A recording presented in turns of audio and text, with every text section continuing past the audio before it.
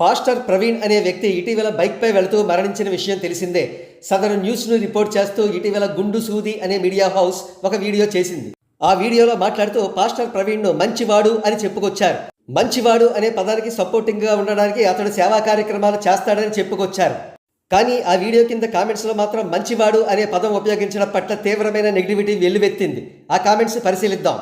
హిందూ దేవుళ్లను దూషించే ప్రతివాడు ఫేమస్సే. దైవదోషం చేసి ప్రవీణ్ దేవుని ఉగ్రతకు గురి అయ్యాడు. మన మంచితనం మన మాట వల్ల తెలుస్తుంది. రోడ్డు ప్రక్కగా ప్రయాణం, బండి ఊగుతూ నడపడం, కంకర్రాళ్ల మీద డ్రైవింగ్, హెడ్ లైట్ లేకపోవడం, హాఫ్ హెల్మెట్ ఇవన్నీ ప్రమాదానికి కారణం. అంత దూరం నుండి మోటార్ బైక్ మీద రావడం ప్రవీణ్ గారు చేసిన ప్రథమ తప్పు. ఎందుకు సెన్సిటివ్ వ్యక్తి అయ్యాడు? వేరే వాళ్ల మతాల మీద భాషణ చేస్తున్నప్పుడు మరి ఆ మనిషి మీద సెన్సిటివ్ విషయం అవుతుంది. ఆయన చేసిన మంచి పనులు భలే చెప్పారు, బాగుంది. అనవసరంగా ఈ మాటలు నేను అంటున్నానే, ఎక్కడా ఇలా రాయలేదు అంటూ హిందువుల ఆరాధ్యదైవ రాముడిని అక్రమంగా చాలా హేళనగా మాట్లాడాడు అని చెప్పడానికి మాట దాటేశారు. ఎందుకు? ఇంతవరకు ఏది నిజమో అబద్ధమో తెలియదు. ఇప్పటి వరకు కొంతమంది ఇతర మతస్థుల దుర్మార్గపు మాటలు వినలేదా? జనాలను ఎలా రెచ్చగొడుతున్నారో చూడలేదా? వీళ్ళు దేశాన్ని ఏమి చేయాలి అనుకుంటున్నారు? ఆ మాటలు వెనక ఉన్న అర్థం ఏమిటి? అవి విని మీకు వచ్చిన సమాచారంతో ఓ వీడియో చేసే ధైర్యం ఉంటే చెయ్యండి.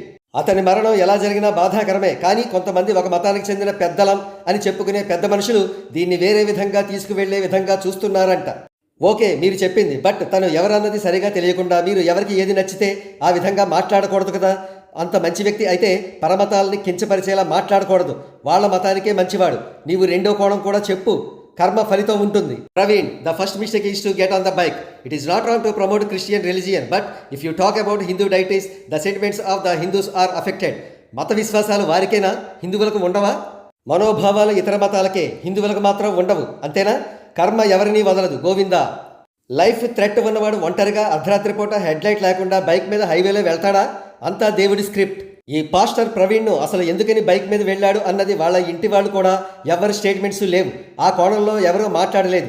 ఎవరు ఇన్వెస్టిగేషన్కి సంబంధించి వాళ్ళు చెప్పలేదు. రకరకాల పాస్టర్లు అంటూ, రకరకాల మత పెద్దలు అంటూ అందరూ మాట్లాడుతున్నారు. కానీ ఆయన బైక్ వేసుకుని, అది కూడా సరిగా లేని బైక్ వేసుకుని ఎందుకు వెళ్ళాడు దాని మీద ఎవరూ చర్చించడం లేదు. ఇతర మతాలను చులకనగా మాట్లాడడం మీ దృష్టిలో గొప్ప అనిపిస్తుందా?